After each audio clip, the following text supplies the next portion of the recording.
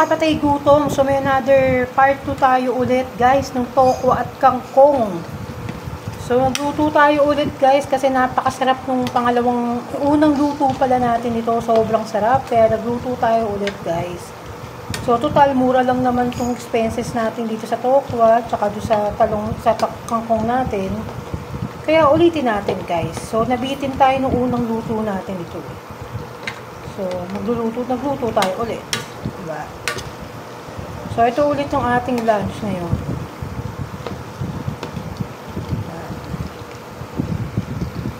So ang sarap kasi nung pagluto natin yung nakaraan guys. So ayan yung ating mga kangkong.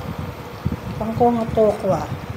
So malalaki yung slice natin guys ng tokwa. Yung ganyang slice guys.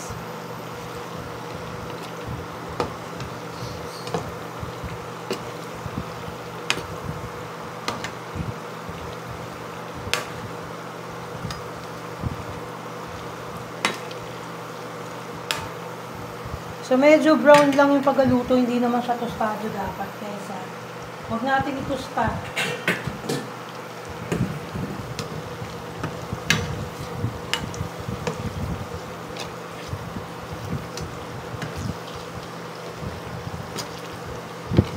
So, pag nakita natin medyo brown na, so, tigilan na natin, guys. Iahawin na natin siya sa, mantika.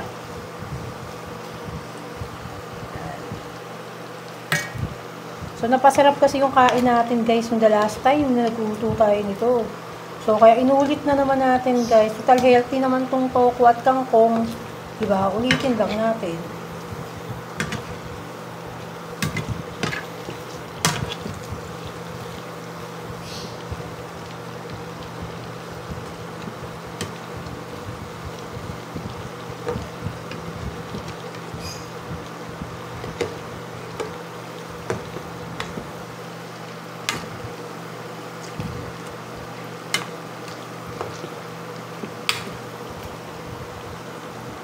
So, medyo i-brown lang natin siya, guys. Para hindi siya brown na brown, guys. Yung medyo, lang. Kasi hindi ako nasasarapan, guys, pag matigas yung tokwa. Kailangan yung medyo, lang. Medyo luto lang siya sa ibabaw, diba?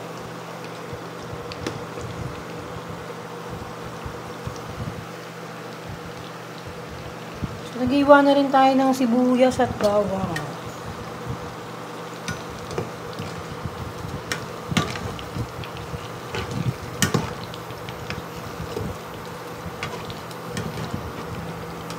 So, okay na yung ganyan, guys. Teka, konti pa.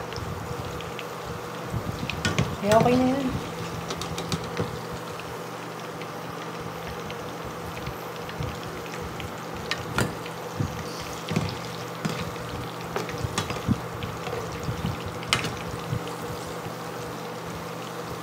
Ayaw natin kasi yung masyadong matigas, guys, eh. Gusto lang natin yung medyo luto lang siya yung tokwa.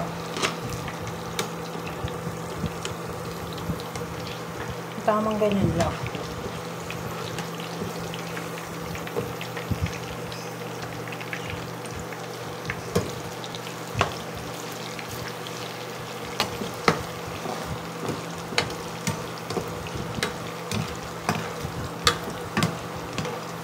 Kaya ayoko nung tokwang napakatigas, guys. Gusto ko yung medyo hilaw-hilaw pa, alam mo yun. Yung lang, medyo ganyan lang. Slight lang yung niya. Kasi parang ang gas, parang bumabara sa lalamunan ko. Ewan ko ba. Ganon din ba kayo? So, ayan lang muna natin siya mag-konting. Yan, pwede na to. Kasi maluluto din naman kasi to pag pinakuluan na natin yung mga gulay, guys. Kaya hindi na natin kailangan pang tostahin yung tokwa. So, tsaka mas maganda yung ganyang klase lang.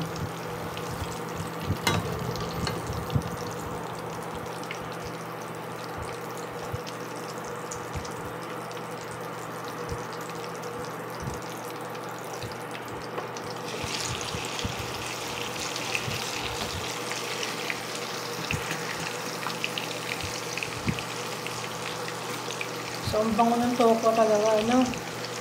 Sarap. Napakasarap ng tokwa. Hindi mo din na natin kailangan mag-pork. Hindi na natin kailangan kung ano pang mga sahog na ilalagay. Ito lang sulit na guys eh. Budget friendly ba?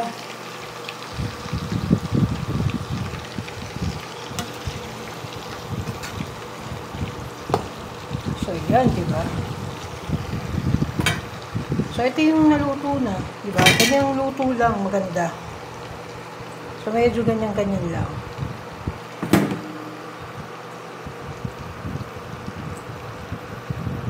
So ito medyo ano ko pa. Hindi pa siya masyadong matigas. Hindi ba siya kung ano. Ganyan ko lang po iba. Sarap, grabe. So excited na ulit na kumain ito. Sarap kasi guys. Sobrang sarap niya. Diba? Tas konting suka lang. Kala ko naubusan na naman tayo na suka guys. Dami nga pala nating stock na suka. Kala ko ubus na naman yung suka ako. So, yan. So, yung suka nating Raja Puro, ayan yung binili natin, guys. Sa Dali. Yung Raja Puro, guys, na suka. So, meron na silang mga ganyan. Ang cute ng mga suka nila, diba, guys? Tapos, ito, naka-ready na yung sibuyas at bawang. So, yan, habang niluto natin yung tokwa.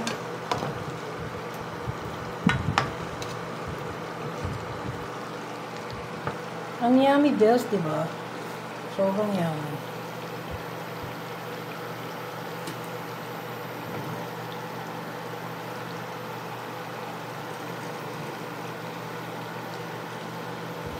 So, yan. Konting kembot na lang ulit at maluluto na to. Ganyan. Okay, guys.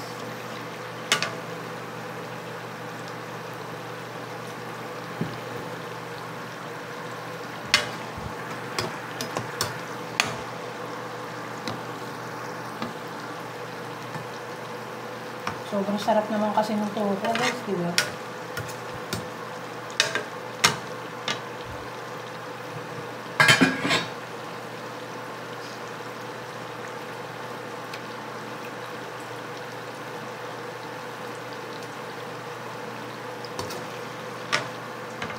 So, bawasan nga muna natin saglit yung tokwa, guys. Parang hindi siya sobrang dami kasi kaya hindi siya maluto. Bawasan ko muna ng konti. Kasi hindi pwedeng na-overload, guys. No? Mahirap siyang maluto. So, i-third batch na lang natin itong ibang tokwa.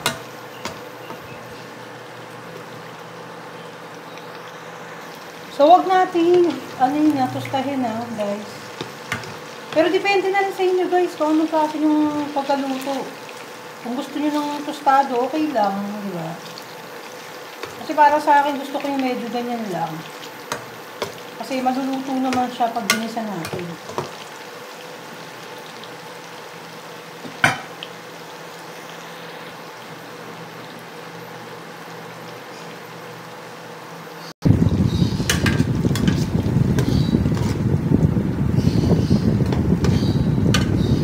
Medyo ganyan lang.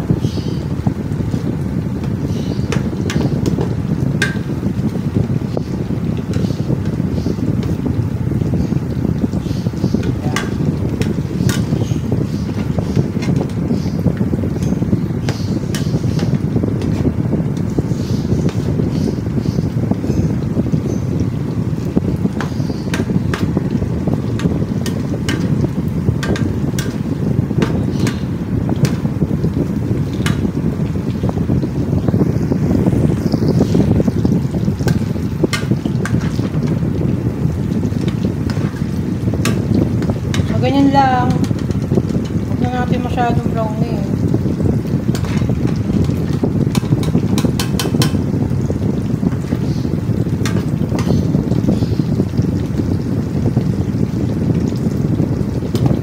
Salawin na natin itong ibang natira.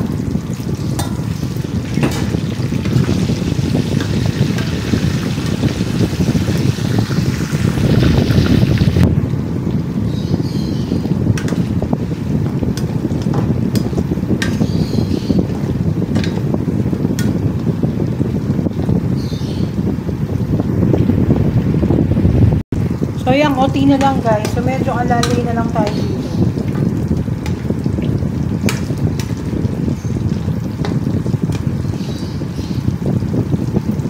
So ganyan-ganyan lang. Medyo alalay lang. So pinatay ko muna kasi mainit na naman yung mantika natin.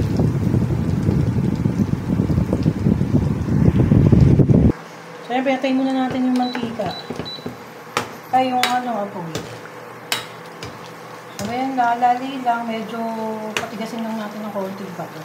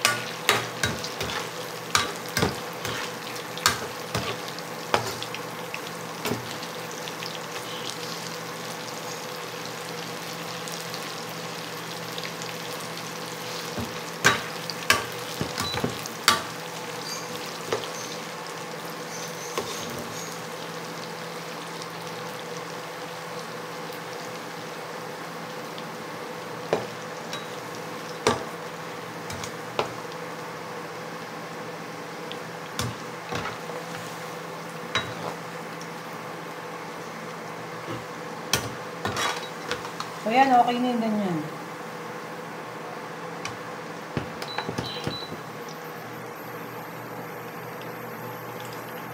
Okay na yan guys. Okay na to.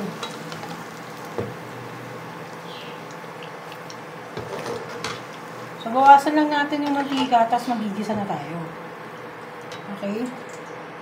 So parang gusto kong magluya guys. Lalagyan ko ng luya para maiba. Papainitin ko muna yung mantika guys, tsaka natin lalagay yung luya. Diba?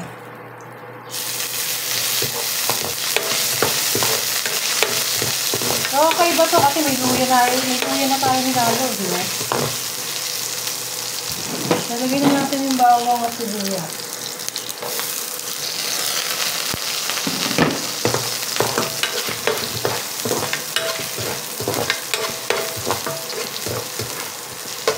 So, timplahan na natin, guys.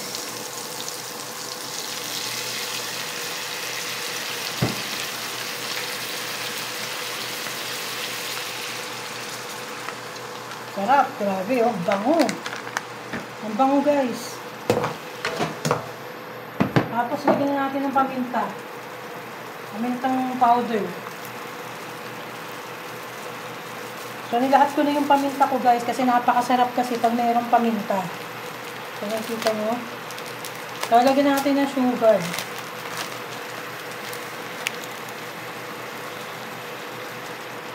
So, yan. Lagyan natin. So, mamaya lagyan nyo ng konting tubig.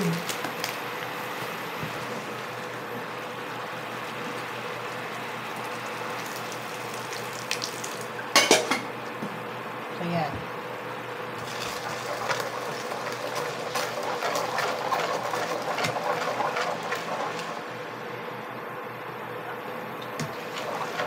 Yun, mas lalong sumarap, guys.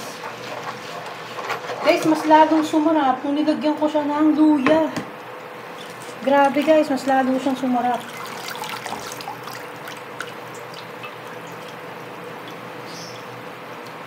Talagay na natin yung kangkong natin.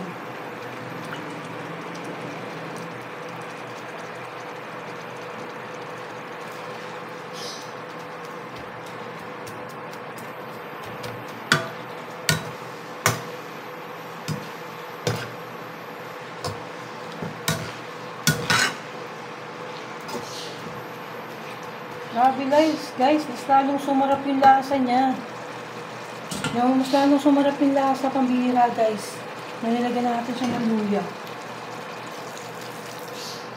Nilagyan ako ng tubig.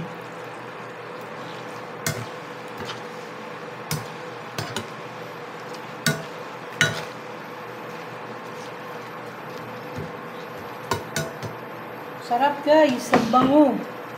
So, tingnan natin guys.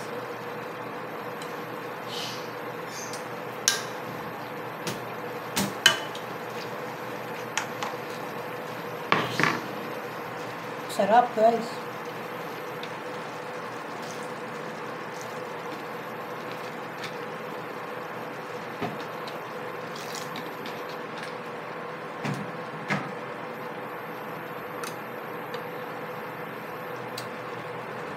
So, lagay na natin yung tofu.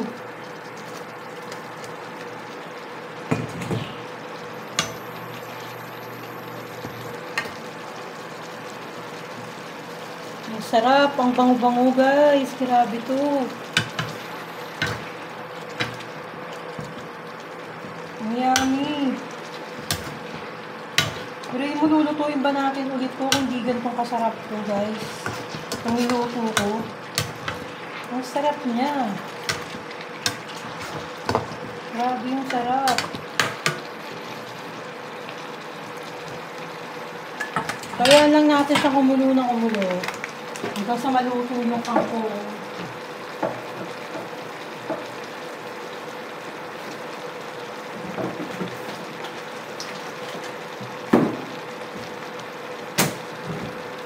So, mas maraming bawang mas masarap guys. Tatandaan nyo. Ha?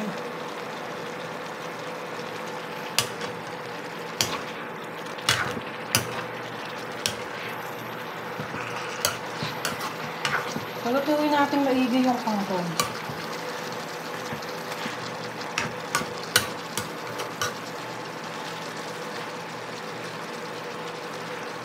So, hinay-hinay lang doon sa paghalo kasi baka madurog yung coco, di ba?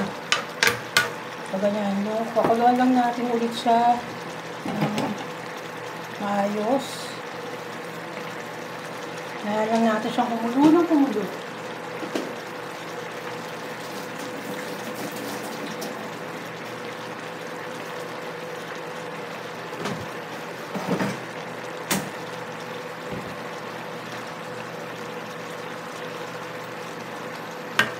Sarap guys.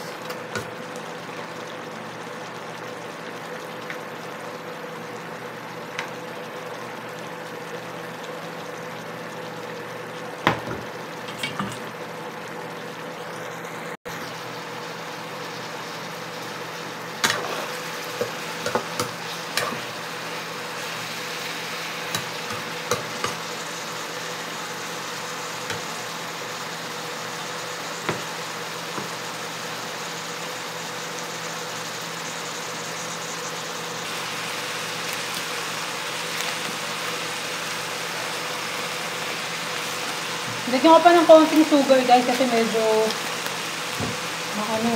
kulang sa lasa ng sugar.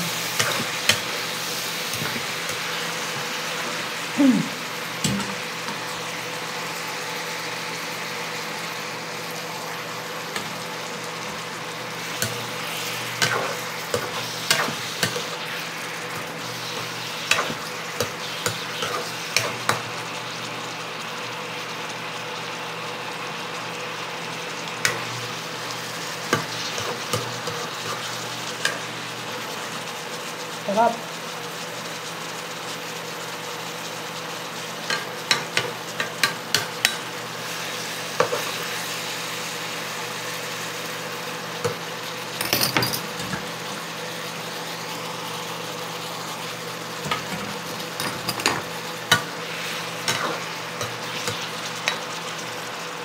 Dali lang guys.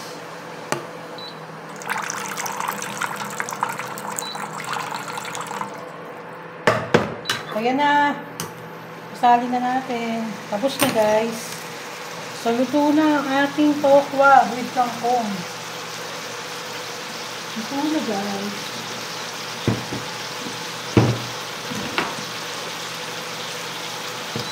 So, isasali na natin siya guys.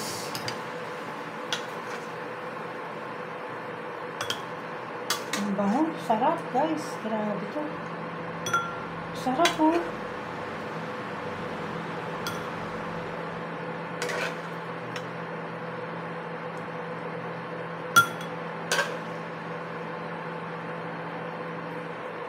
Grabe yung sarap.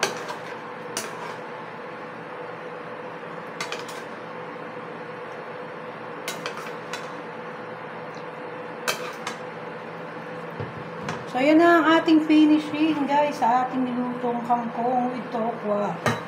Grabe. Yummy best talaga. Abo.